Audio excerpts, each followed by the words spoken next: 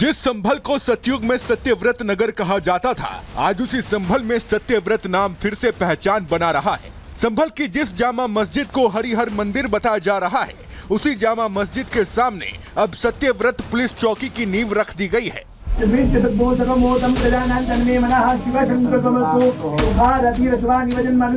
Satyavrat police चौकी का शनिवार को विधि विधान के साथ भूमि पूजन हो चुका है और आज पुलिस चौकी का निर्माण कार्य तेजी से जारी है।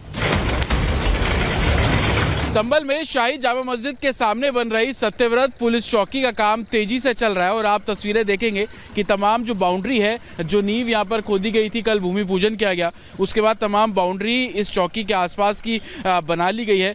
पिलर्स अब खड़े किए जाने हैं, जिसको लेकर आप देखेंगे कि जो सरियों का जाल है वो भी यहाँ पर पूरे तरीके से तैयार कर दिया गया है और जैसे जैसे बाउंड्री का काम इसमें पूरा हो रहा है, उसी के बाद जो पिलर्स बनाने का काम है वो भी तेजी से किया जाएगा।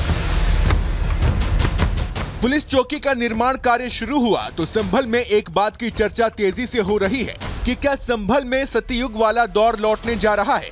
ये चर्चा इसलिए हो रही है क्योंकि जामा मस्जिद के ठीक सामने जिस सत्यव्रत पुलिस चौकी की नींव रखी गई है, उसके बनने से जामा मस्जिद के आसपास का पूरा इलाका सीधे सीधे पुलिस की निगरानी में आ जाएगा। माना जा रहा है कि अगर अब 24 नवंबर जैसा कोई बवाल हुआ तो पुलिस हिंसा होने से पहले ही दंगाइयों को कंट्रोल करेगी। वहीं मस्जिद के सामने पुलिस चौकी बनने से वहां कोई संदिग्ध गतिविधि भी नहीं हो सकेगी, ना कोई भड़काऊ तकरीर दे पाएगा और ना ही कोई लोगों को भड़काने की प्लानिंग रच पाएगा। संभल की जामा मस्जिद के पास चौकी बनाने की मांग पिछले कई सालों से हो रही थी और जब योगी राज में संभल पुलिस ने इसे अमल में लिया तो AIMIM चीफ असदुद्दीन ओवैसी सबसे ज्यादा परेशान दिखे।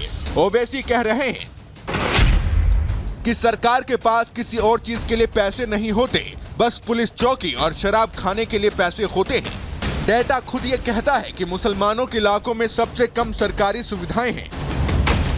पुलिस चौकी जल्द बनकर तैयार होने वाली है। थाने को बनाने के लिए ईंट, पत्थर, सीमेंट सब कुछ मंगाया जा चुका है तो इलाके की महिलाएं भी अब हर हर महादेव का जयकारा लगाते हुए श्रमदान करने पहुंच रही हैं। सबकी ख्वाहिश मुस्लिम बाहुल्य वाले संभल में सतयुग की धरोहर को जिंदा होते देखना है।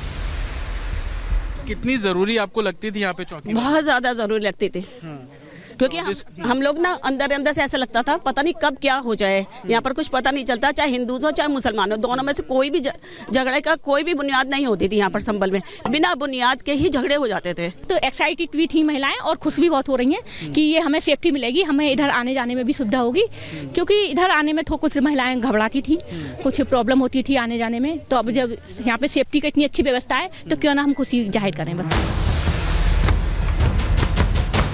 संभल पर सियासत का बाजार गर्म है तो प्राचीन तीर्थ और कूप ढूंढने का सिलसिला भी जारी है। जामा मस्जिद में हरि को खोजने निकले हिंदू और सर्वे टीम को अब सनातन के इतने सबूत मिल चुके हैं कि हिंदुओं का दावा बेहद मजबूत है।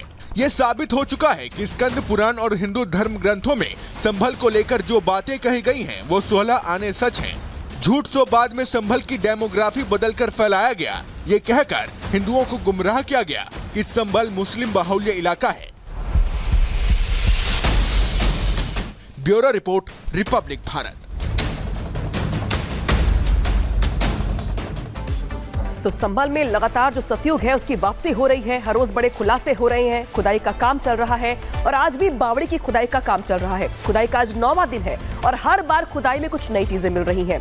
जिस तरीके से बावड़ी की खुदाई हो रही है, पहले फ्लोर की खुदाई में लाल रंग के पत्थर मिले हैं। आखिर ये पत्थर कहां से आए हैं, इनका इतिहास क्या है और इन पत्थरों के जरिए जिस तरीके से इतिहास के पन्ने पलटने का प्रयास किया जा रहा है वो यहाँ पे देखने को मिल रहा है। इस बीच क्या कुछ चल रहा है वहां पे खुदाई के दौरान, रिपोर्ट में दिखाते हैं। संभल के चंदौसी के लक्ष्मणगंज इलाके में बावड़ी की खुदाई का काम लगातार जारी है। इतिहास को अगर हम संजो कर नहीं रखेंगे तो देखिए इतिहास हमारा साथ जो है वो छोड़ देंगे। लेकिन अब देखिए बावड़ी की खुदाई की देखिए प्रक्रिया कहां तक पहुंच चुकी है, क्योंकि अगर हम बात करें तो ऐतिहासिक धरोहरों के ऊपर अगर कोई भी अवैध निर्माण है तो फिर उसको हटाने का प्रशासन को पूरा अधिकार और ये कहीं से भी जायज़ नहीं है। और इसी का उदाहरण देखिए सड़क है। ये सड़क देखिए इस बावड़ी के अंतर्गत आती थी और इसके ऊपर अवैध निर्माण किया गया था, इसलिए इस सड़क को पूरी तरह से तोड़ा जा रहा है क्योंकि बावड़ी भी इसी सड़क के हिस्से में ही आती है। और यही नहीं, बावड़ी के इस इलाके में जो देखिए अवैध निर्माण यहाँ पर किए गए हैं वो निर्माण पूरी तरह से गलत है। हो सकता है कि आने वाले दिनों में उस पर भी एक्शन अब लिया जाए। देखिए आज जो मजदूर भाई लोग लगे हुए काम में, लगभग वो कुआं कुछ देर में आपको दिखने लगेगा। ये सेंटर में कुआं है और ये चारों तरफ जो गलियारे हैं बावड़ी के वो भी अब आपको दिखने लगे हैं। किस तरह से देखिए यहाँ पर एक बड़ी टेबल लगाकर मिट्टी को लगातार ये पास कर रहे हैं ताकि जल्दी से जल्दी जो असली संरचना इस पूरे बावड़ी की है वो साफ तौर पर दिखने लगे और जो इनकी मेहनत है वो रंग लाए। अब तो देखिए, प्रधानमंत्री नरेंद्र मोदी ने साल के आखिरी रविवार और 170वीं बार मन की बात कार्यक्रम में तमाम बातों का जिक्र किया, लेकिन मुख्य तौर पर प्रयागराज में होने जा रहे महाकुंभ का जिक्र करते हुए कहा कि ये कार्यक्रम समाज के लोगों को एक सूत्र में पिरोने का काम करेगा और साथ ही भी बताया कि कैसे प्रयागराज महाकुंभ में यानी कि संगम नगरी में आधुनिक तकनीकों का इस्तेमाल हो रहा है। देखिए,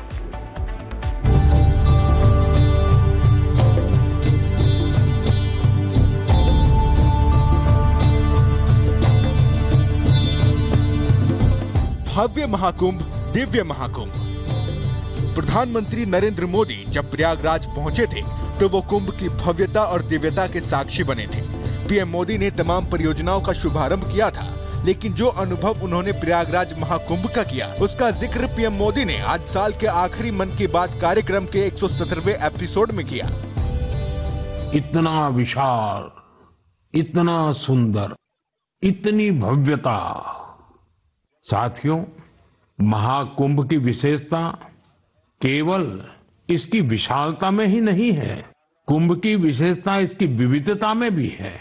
लाखों संत, हजारों परंपराएं, सैकड़ों संप्रदाय, अनेकों अखाड़े, हर कोई इस आयोजन का हिस्सा बनता है। पीएम मोदी ने महाकुंभ के आयोजन के जरिए एकता का संदेश दिया, लोगों से अपील की कि जब वो कुंभ जाएं तो विभाजन और नफरत की भावना को खत्म करने का संकल्प लें। अनेकता में एकता का ऐसा दृश्य विश्व में कहीं और देखने को नहीं मिलेगा। इसलिए हमारा कुंभ एकता का महाकुंभ भी होता है। इस बार का महाकुंभ भी एकता के महाकुंभ के मंत्र को सशक्त करेगा। महाकुंभ का संदेश, एक हो पूरा देश। और अगर दूसरे तरीके से कहना है तो मैं कहूंगा, गंगा की अविरल धारा, न बटे समाज हमारा। पीएम मोदी ने कुंभ में हो रहे एआई चैटबॉट के इस्तेमाल के बारे में भी बात की और बताया कि आखिर कैसे ये चैटबॉट श्रद्धालुओं के लिए मददगार साबित होगा। पहली बार कुंभ आयोजन में एआई चैटबॉट का प्रयोग होगा। एआई चैटबॉट के माध्यम से 11 भारतीय भाषाओं में कुंभ से जुड़ी हर तरह की जानकारी हासिल की जा सकेगी। श्रद्धालुओं को मोबाइल पर गवर्नमेंट अप्रूव टूर पैकेजेस, ठहरने की जगह और होम स्टे के बारे में भी जानकारी दी जाएगी। अब आपको इस चैटबॉट की खासियत भी बता देते हैं। इस चैटबॉट में श्रद्धालुओं को 11 भाषाओं में जानकारी मिलेगी। इसमें गूगल नेविगेशन की सुविधा उपलब्ध है। रास्तों और पार्किंग स्थल की जानकारी मिलेगी। मंदिरों, रेलवे स्टेशन और बस अड्डों के बारे में भी चैटबॉट बताएगा। साथ ही महाकुंभ के आयोजन का भी अपडेट देगा। जाहिर है कि महाकुंभ में श्रद्धालुओं की सुविधा के लिए तमाम डिजिटल तकनीकों का भी इस्तेमाल किया जा रहा है, जिससे महाकुंभ को लोगों के लिए सुगम बनाया जा सके। और इन्हीं तैयारियों की तारीफ अब पीएम मोदी कर रहे हैं, जिसका जायजा उन्होंने खुद 13 दिसंबर को प्रयागराज दौरे पर लिया था। Bureau report, Republic Bharat.